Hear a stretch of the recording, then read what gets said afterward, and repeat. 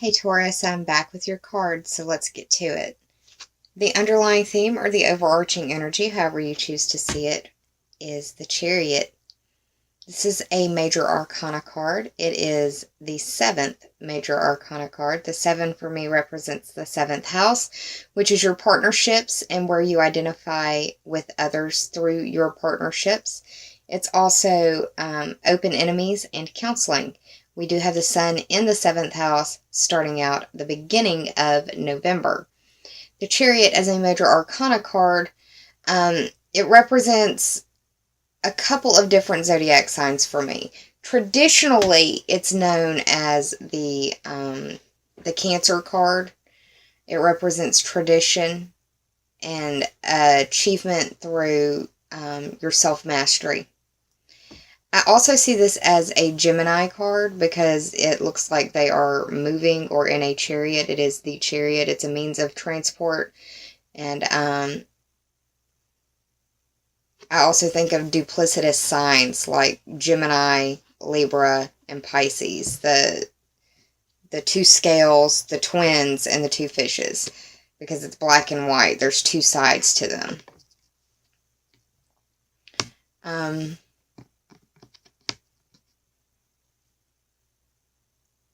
I always see the Chariot as a positive card, as movement and change.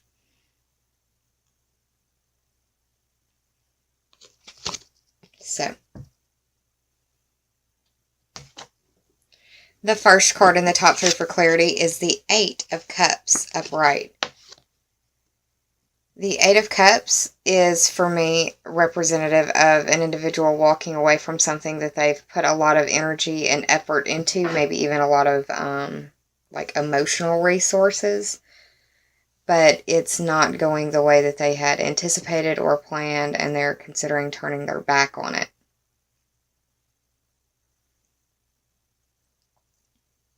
And you are having a lot of 8th house energy. There's a focus that will be on the 8th house, and there's going to be a new moon at the end of the month in the 8th house. The 8th house represents the cycles of life, death, and rebirth. It covers instincts and can be primal, basic, or human instincts.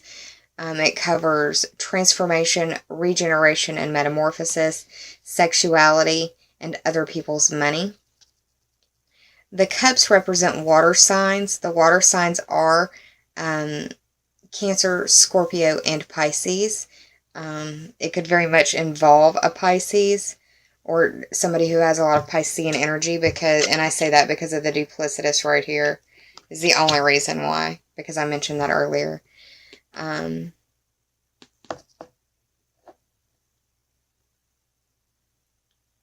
think that this is going to be apparent around the full moon, the 14th and 15th, because of this right here. It looks like it is a full moon.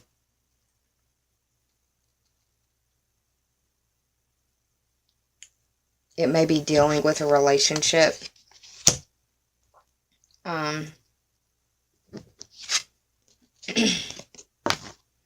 The next card you got is the first of the major arcana. It's not listed as the number 1, it's listed as 0. But this is the first in the major arcana, the first of the deck. The Fool, the beginning, the initiation, the initiator. The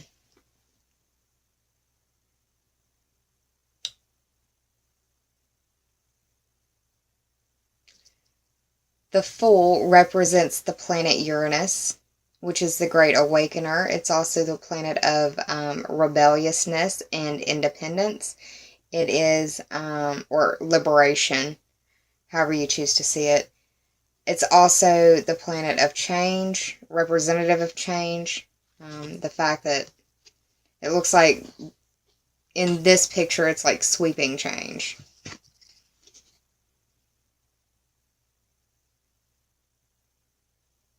Uranus is in Aries right now.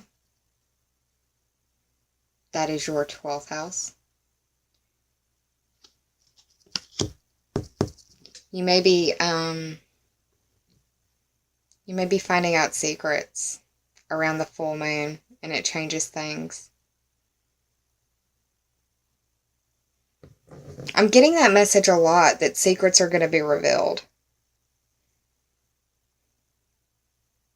Y'all aren't the only sign that I've gotten that for. Pardon my voice.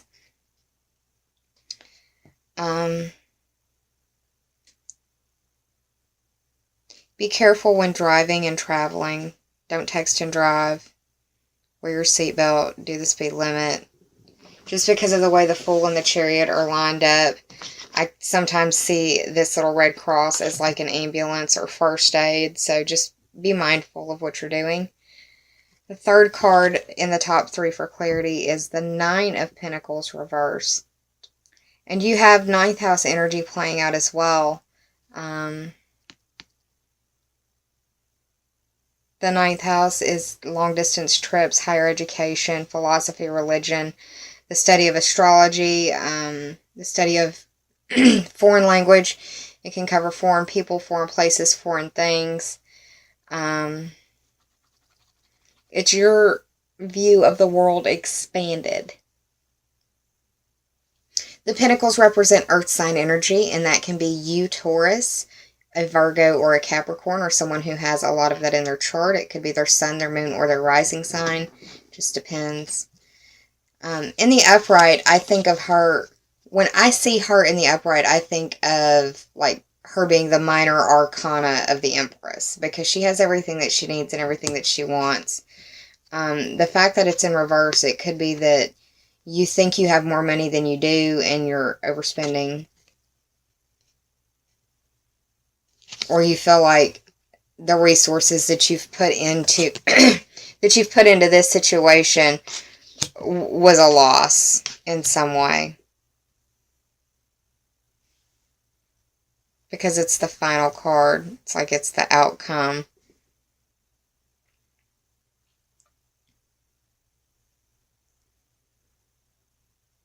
It could be that somebody's walking away from something and it's one of those you can't always get what you want situations, or you don't know what you've got till it's gone.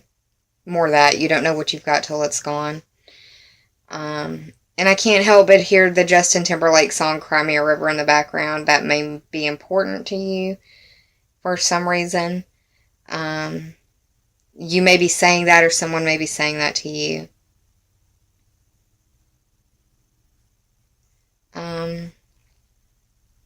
I did the total for the cards. We've got the 8 of Cups, the 9 of Pentacles, and the Chariot being the 7 in the Major Arcana.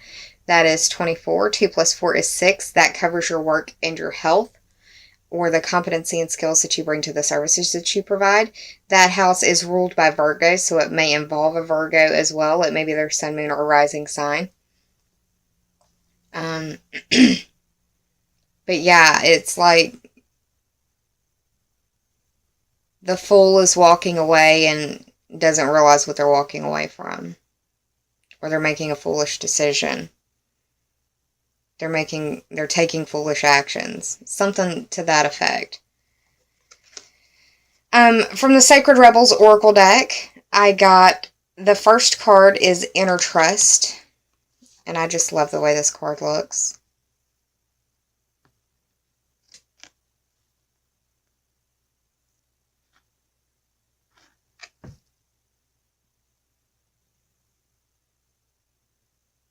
Just the color of her cloak is really calming for me. The way her eyes look are really calming.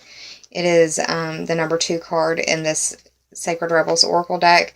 The 2 speaks to the Taurus ruled house of values and possessions, your money, your earning ability, your self-esteem. When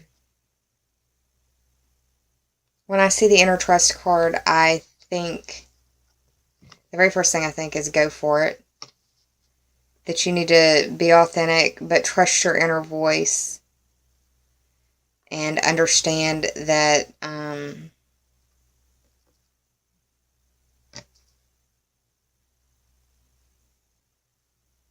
inner voice is there for a reason, and it's to help guide you. And the time that you need to listen to it the most is when your life is undergoing a shift, and that happens to be like right now. You've got a full moon in your first house, so things are changing.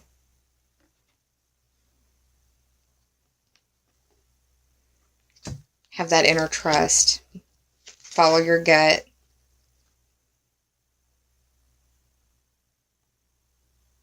When it comes to your possessions, when it comes to your earning ability, when it comes to your self-esteem, when it comes to those things that you care about.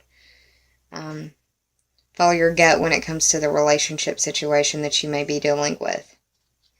8th house is a very intimate house. The second card that you received is the 40th card of the Sacred Rebels Oracle deck, and that is 4 plus 0, which is 4. Speaks to the home and family sector, or your roots and foundation. I think it's even more appropriate to notice that we've got the Sacred Fool and the Fool showing up. So don't make foolish decisions, and don't allow others' foolish decisions to devastate you.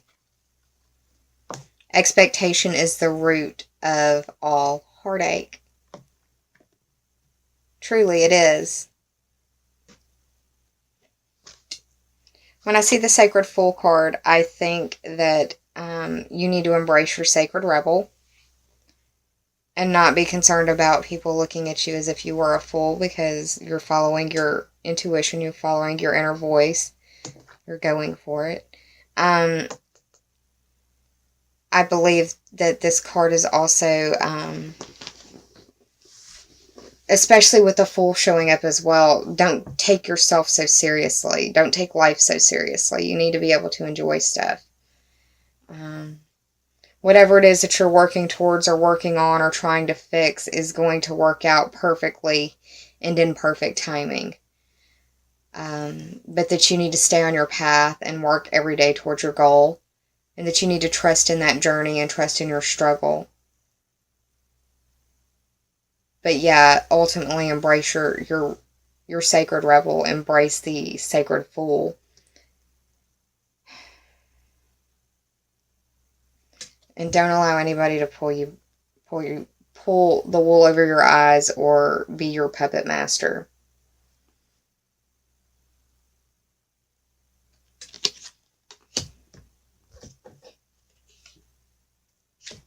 I was going to say, don't let anybody jerk on your strings. And what's weird, synchronistic, however you want to look at it, the very next card is a communication card, and there's a string right there.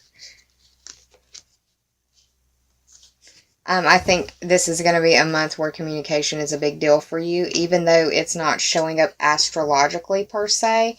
It doesn't mean that, with what's going on, you're going to find out about things, and you're going to find out about it through communication.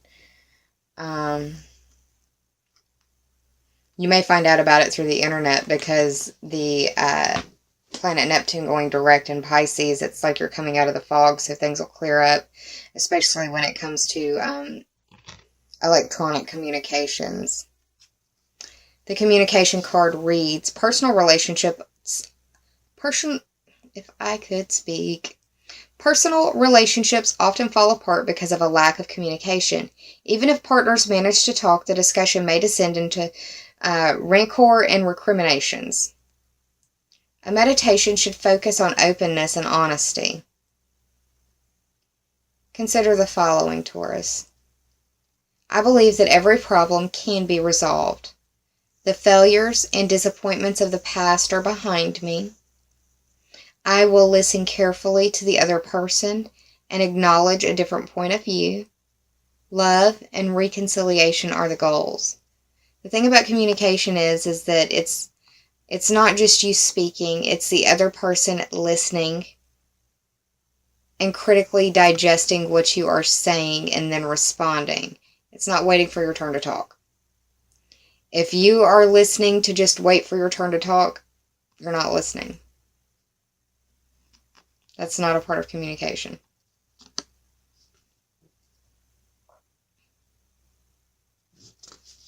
Respect the other person enough to listen to what they're saying, absorb what is being said.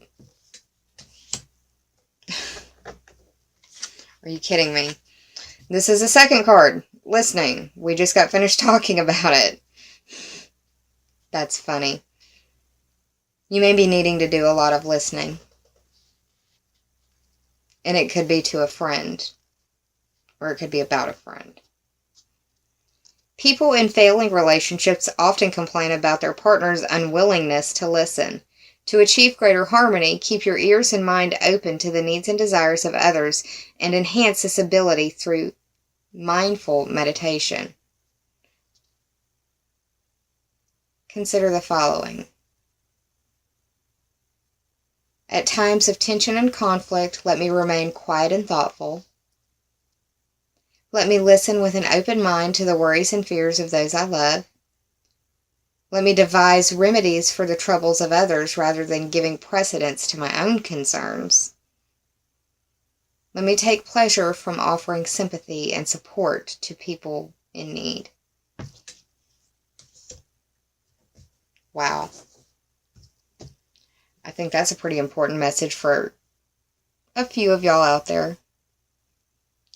I hope that you enjoyed this reading, Taurus. If you did, please like, share, and subscribe. And if you already have, thank you from the bottom of my very grateful heart.